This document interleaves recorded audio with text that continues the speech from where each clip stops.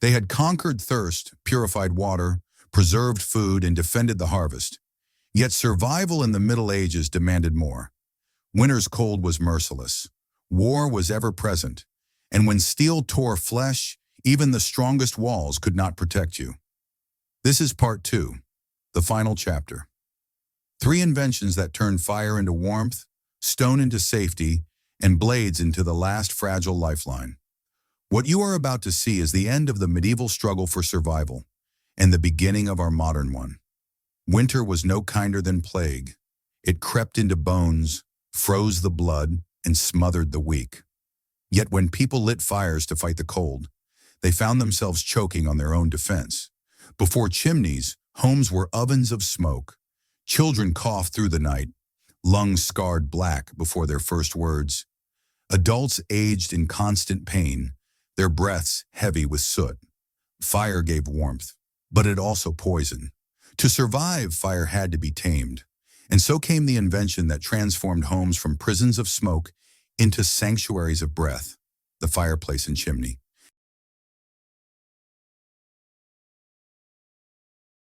The granary could shield against hunger, but it could not guard against the cold. The medieval winter was merciless. It stripped the land bare, froze rivers solid, and buried villages under snow. Without fire, families froze. With fire, they suffocated. The chimney was the answer, a stone or brick passage that carried the poison away, turning fire from enemy to ally. It was more than architecture. It was survival redesigned. Imagine huddling with your family around an open fire pit in the middle of your hut. Flames glow, but smoke thickens. Eyes sting. Children cough until their face is purple. You can open a hole in the roof, but then snow and wind pour in, smothering the fire. Close it and you choke. This was the cruel dilemma of early winters. Freeze to death or suffocate trying to stay warm. The chimney gave a third choice: life. The chimney's genius was in draft. Too weak and smoke fell back into the room. Too strong and the fire burned itself out. Masons became engineers of air, calculating proportions, shaping angles, and perfecting airflow. Stone chimneys rose where quarries were rich. Brick chimneys flourished where clay was abundant. Some homes used combinations: stone bases with brick stacks for balance and resilience. The fireplace itself evolved with them. Angled backs reflected heat into the room. Sidewalls directed warmth outward. In some designs, stones absorbed heat during the day and released it slowly through the night, stretching fuel and saving lives. Efficiency was not luxury. It was survival. Less wood burned meant fewer trips into frozen forests, fewer risks of exhaustion, frostbite, or ambush. Without chimneys, homes were death traps. The very fires meant to protect became slow poisons. Children grew frail, their lungs never strong. Adults died younger, their bodies broken not by swords but by air. The chimney did more than warm homes. It gave back breath. It extended life. With smoke drawn away, the hearth became the heart of the household. Families gathered not in choking haze, but in clear warmth. They cooked safely, their meals no longer seasoned with soot. Accidents declined because eyes could see clearly through smoke-free rooms. The hearth was more than fire. It was family. Bread baked there. Stories told there. Love, labor, and memory gathered in its glow. For the first time, fire was controlled. Sparks no longer leapt onto straw floors. Flames no longer roamed free. Contained, disciplined, loyal, fire became a servant instead of a threat. Villages burned less often. Families slept more soundly. Winter's cruelty was softened by stone, brick, and the art of air. Like pumps and granaries, chimneys endured because they worked. The principles have never changed. Draft, containment, airflow, modern fireplaces, wood stoves, furnaces, all are heirs to the medieval chimney. The materials are different, the methods refined, but the truth is timeless. Fire is only a friend when its smoke is banished. The chimney gave choice where none had existed. It allowed families to face winter without choking on survival itself. It turned hovels into homes, smoke into warmth, and fire into a faithful ally. The pump gave water. The filter gave purity. The smokehouse gave time. The granary gave security. The chimney gave breath back to life itself. But warmth alone could not save a community. For beyond cold and hunger came another enemy. Armies with steel and fire, raiders who tore down villages in a single night.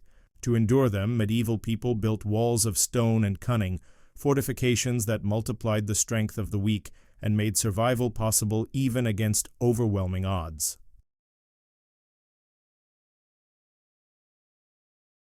The pump gave water. The filter gave purity. The smokehouse gave time. The granary gave security. The chimney gave warmth. But what happened when the horizon darkened with enemy banners? When fields were burned, rivers poisoned, and villages threatened with fire and steel? All the food, water, and warmth in the world meant nothing without protection. Medieval survival demanded walls. Not just castles for kings, but fortifications for whole communities. They were lifeboats built from stone and strategy, places where shepherds, farmers, and children could outlast armies far stronger than themselves. Think of a moat as a medieval restraining order. Wide and wet, it forced attackers to cross at predictable points, turning ground into a killing zone. Behind the moat loomed the portcullis, a heavy, spiked gate that could drop in an instant, trapping intruders in narrow passages. And above them, the infamous murder holes, gaps in the ceiling from which defenders rained boiling water, heavy stones, or even hot sand that seared through armor. Fortification was not just about keeping enemies out. It was about turning every step they took into suffering. Walls were not built straight for beauty. They were angled, staggered, and curved to create overlapping fields of fire. Towers rose high, giving archers the vision to strike long before attackers reached the walls. This was mathematics in stone. A single defender behind a wall could hold off 10 men in the open. A few archers could devastate an advancing line. Fortifications multiplied human strength, making the weak strong by design. Attackers often relied on siege, surrounding a fortress, cutting off supplies and waiting. But well-prepared walls turned patience into a weapon. Inside, defenders ate from full granaries and drank from protected wells. Outside, armies starved in the mud, siege engines rotted, morale withered. It was not always defenders who broke first, but attackers, undone not by swords but by time itself. Fortifications were living things. Storms cracked stones. Gates splintered under assaults. Moats stagnated into disease if neglected. Communities invested not only in building, but in constant repair. A fortress left untended was worse than useless. Each stone reset, each ditch dredged, each timber replaced was survival itself. To neglect a wall was to dig one's own grave. Fortifications were more than practical. They were psychological. To see towers rising against the sky was to feel safety in one's bones. Children slept easier under their shadow. Merchants traded more freely in walled towns. For enemies they were warnings. Here is a people prepared to endure. The principles of medieval fortification have never died. Modern military bases echo them. Controlled access points. Overlapping defenses. Secure inner keeps for vital resources. Moats became barbed wire. Murder holes became gun ports. Towers became watchtowers with searchlights. The materials changed, but the idea endured. Survival could be multiplied through design. Mini-hook castles that outlived kings. Kingdoms rose and fell. Dynasties collapsed. Yet stone walls often remained, long after their rulers were dust. They outlived kings because they served not crowns but people. They were not monuments to power. They were engines of survival. Fortifications were more than castles. They were the shelters of ordinary lives. They turned hunger into patience, weakness into strength, and fear into defiance. The pump gave water. The filter gave purity. The smokehouse gave time. The granary gave security. The chimney gave warmth. The walls gave safety. But even the strongest walls could not stop a sword to the chest or an arrow through the skull. And when blood was spilled, survival depended on tools as terrifying as they were life-saving. The surgeon's fire, the saw, and the knife.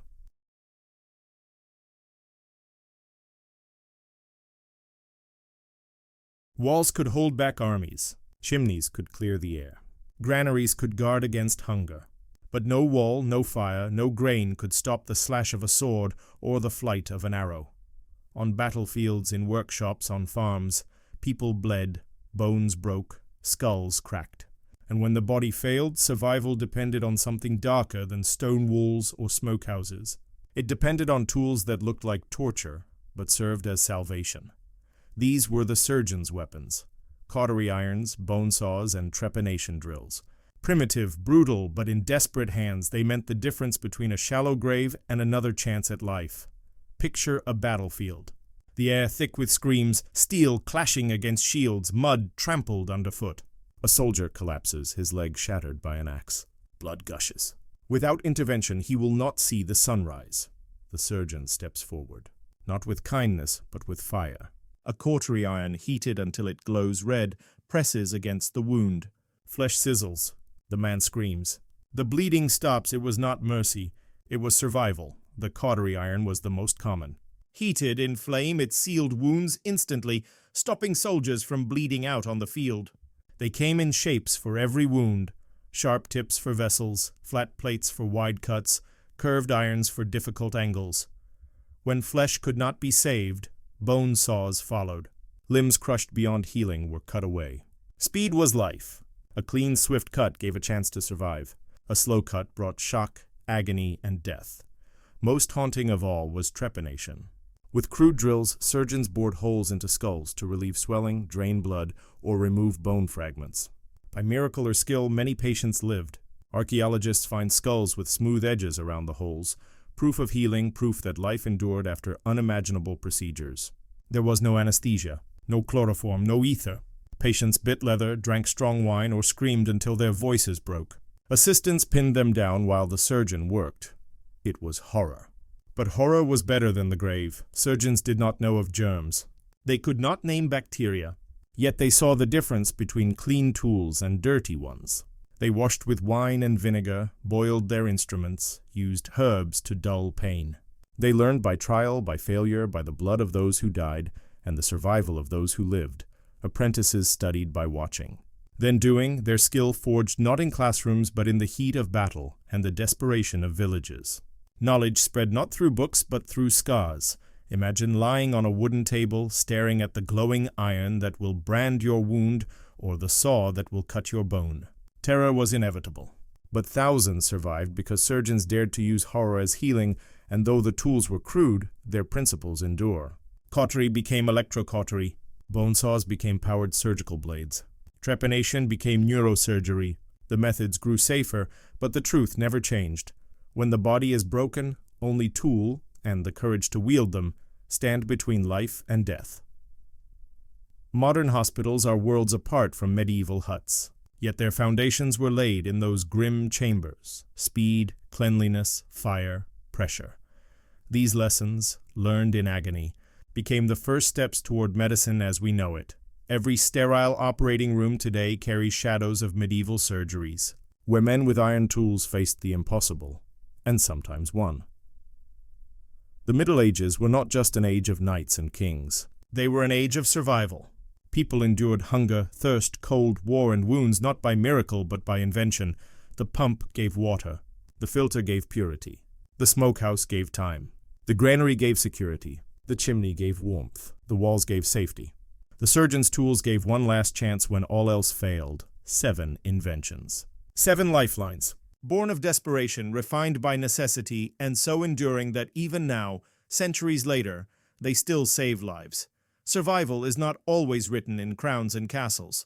Sometimes it is carved in wood and stone, fired in clay, carried in smoke, guarded by walls, and burned into flesh. And in their endurance, these inventions whisper the oldest truth of all: the simplest tools. The humblest ideas are often the ones that save us longest.